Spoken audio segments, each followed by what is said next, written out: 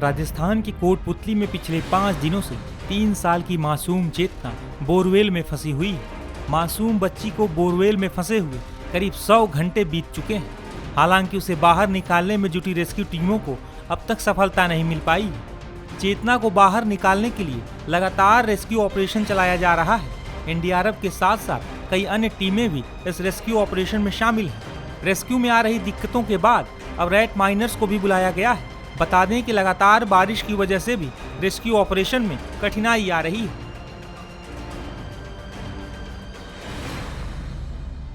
बारिश की वजह से थोड़ा हमारे को वेल्डिंग करने में प्रॉब्लम आ रही है, क्योंकि थोड़ा तेज बारिश होने के बाद में वेल्डिंग करने में दिक्कत आ रहा है। तो बारिश भी कभी रुक जा रहा है, फिर हर आधे घंटे बाद 1 घंटे बाद लगातार मतलब वापस बारिश का वजह से थोड़ा काम में बाधा उत्पन्न हुई है। लेकिन फिर भी हम लोगों ने काम को रोका नहीं है, काम लगातार चालू है। ये सर सारा केसिंग पाइप है, हमने खुदाई पहले कर चुके हैं। खुदाई करने के बाद अभी ये पूरा केसिंग पाइप नीचे तक जाएगा, ताकि जो भी हमारे रेस्क्यूअर जाएंगे उनकी सेफ्टी के लिए लगाया जा रहा है, ताकि साइड से मिट्टी, क्योंकि हमने जब शुरू में खुदाई किया था तो मिट्टी जो थी वो लूज मिट्टी था, इसलिए हमने शुरू में यहाँ पे केसिंग लगा के फिर खुदाई किया। खुदाई करने के बाद में फिर पूरा नीचे तक अभी ये पाइप जो चल रहा है ये लास्ट पाइप है। केसिंग जब कंप्लीट हो जाएगा उसके बाद रेस्क्यूअर को नीचे उतारा जाएगा और फिर वहाँ पे ऑक्सीजन लेवल और सारी चीज़ें चेक करेंगे। वहाँ पे टेम्परेचर कितना है, ऑक्सीजन लेवल कितना है और कोई गैस वहाँ पे रिसाव तो नहीं है, उसकी वजह से हमारे रेस्क्यूअर को भी खतरा हो सकता है। तो ये सारी चीज़ें चेक होने के बाद में फिर हम नीचे का खुदाई शुरू करेंगे, टनल बनाने का।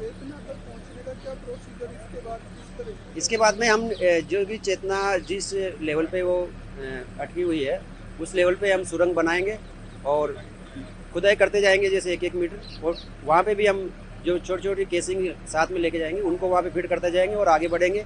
और फिर वहाँ पे जैसे जैसे मिट्टी को निकालते जाएंगे। हमने जो ये खुदाई किया, ये जो लेवल है उस लेवल से भी हमने थोड़ा नीचे खुदाई किया, ताकि जो 8 फीट से जो मिट्टी निकलेगा वो नीचे चली जाएगी और हम टनल बना के उसके पास पहुँचेंगे और जब हमको लगेगा फिर वहाँ से उसको निकालने का प्रयास किया जाएगा। दरअसल बीते 23 दिसंबर को दोपहर करीब 2 बजे के करीब चेतना खेलते खेलते बोरवेल में गिर गई थी। पहले तो कैमरे के जरिए उसकी मूवमेंट का पता चल पा रहा था, हालांकि पिछले 3 दिनों से चेतना का कोई भी मूवमेंट नजर नहीं आ रहा है। चेतना के बोरवेल में गिरने के बाद सबसे पहले देसी जुगाड़ से उसे निकालने के लिए प्रयास शुरू किए गए थे, लेकिन उसमें सफलता नहीं मिल पाई। तो कई आधुनिक मशीनों से प्रयास किए गए, लेकिन कोई भी सफलता नहीं मिली है। इसके बाद अब बोरवेल के नजदीक ही नया गड्ढा खोदा गया है, जिसमें से रैट माइनर्स को नीचे उतारा जाएगा और वो एक सुरंग के रास्ते चेतना को बाहर लाएंगे। स्थानीय प्रशासन के तमाम आला अधिकारी भी इस रेस्क्यू ऑपरेशन पर नजर बनाए हुए हैं।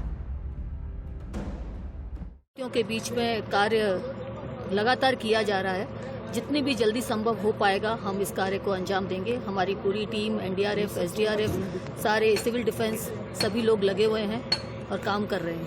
बिल्कुल मैम, बारिश हो रही है और बारिश को देखते हुए क्या इंतजाम किए ताकि रेस्क्यू रुके नहीं और आगे थोड़ा सा गति पकड़े?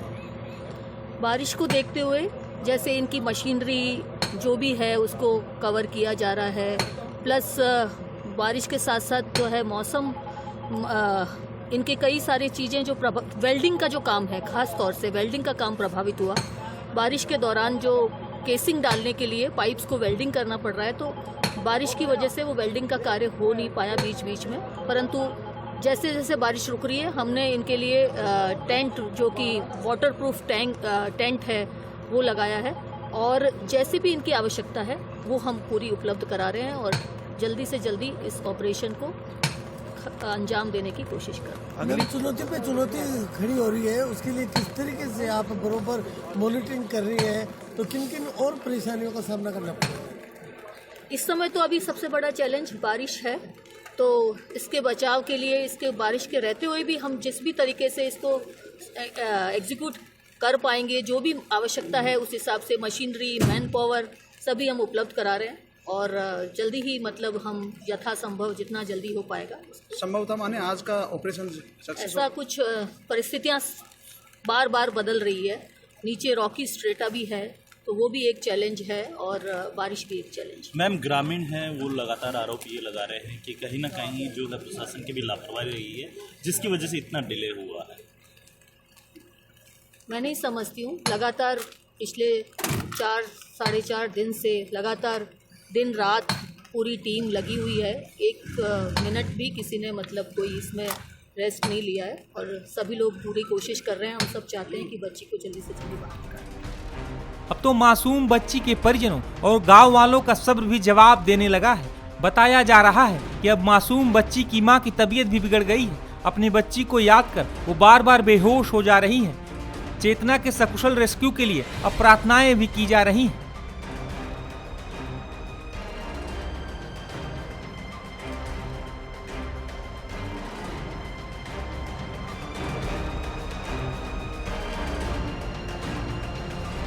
गौरतलब है कि कलेक्टर कल्पना अग्रवाल इस रेस्क्यू ऑपरेशन पर लगातार नजर बनाए हुई हैं। कल भी उन्होंने इस रेस्क्यू ऑपरेशन के बारे में जानकारी दी थी।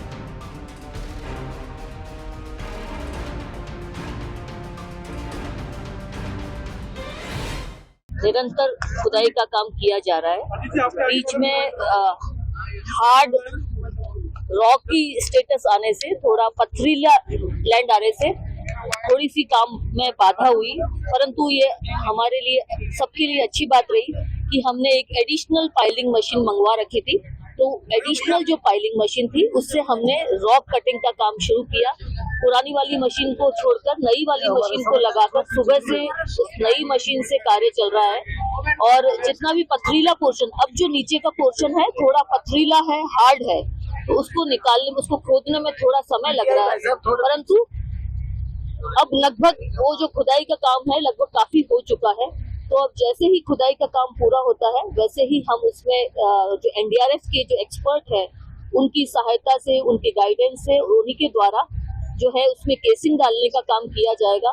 और उसमें केसिंग डालने के बाद एक हॉरिजॉन्टल टनल बनाकर जिसकी खुदाई मैनुअली की जाएगी और जो कि एनडीआरएफ के एक्सपर्ट लोग हैं उनके द्वारा उसकी मैनुअल टनल खोदकर बच्ची को सुरक्षित बाहर निकालने का प्रयास करेंगे। 4 आवर्स हो गया मैम, आपने जो टेक्निकल बताई है वो सब आ गया, और कितना वक्त लगेगा इस पूरे रेस्क्यू ऑपरेशन में?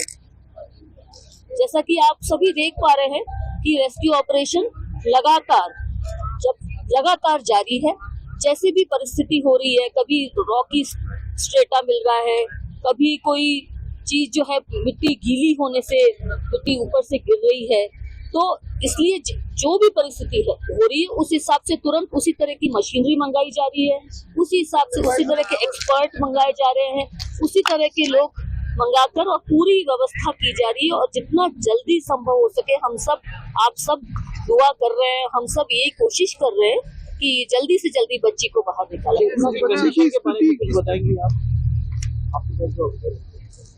ऐसा तो अभी कुछ, हम सभी यही दुआ कर रहे हैं कि वो सुरक्षित बाहर निकले बच्चे। मैम टनल के अंदर जो क्या रेड माइनर जाएगी या एनडीआरएफ की टीम जाएगी? जो भी उचित होगा, एनडीआरएफ की गाइडलाइन में काम होगा, जो भी मौके की परिस्थिति के अनुसार जो भी उचित होगा उस हिसाब से खुदाई की जाएगी। पूरे रेस्क्यू को कौन देख रहा है, किसकी जिम्मेदारी के पीछे काम हो रहा है, ये थोड़ा सा बताइए। एनडीआरएफ के मार्गदर्शन में काम हो रहा है। ये एक्सपर्टाइज है, इन्हीं के पास ये हमारा जो गवर्नमेंट ऑफ इंडिया की ये एक्सपर्ट जो है, जो डिजास्टर मैनेजमेंट डिपार्टमेंट है उसकी जो है एनडीआरएफ गवर्नमेंट ऑफ इंडिया का फोर्स है और एसडीआरएफ हमारा स्टेट का फोर्स है। एसडीआरएफ और एनडीआरएफ दोनों लगे हुए हैं। इसके अलावा सिविल डिफेंस लगी हुई है, आरएसी है, सभी लोग पर मुख्यतः ये पूरा मार्गदर्शन एनडीआरएफ की गाइडलाइन में हो रहा है क्योंकि उन्हीं के पास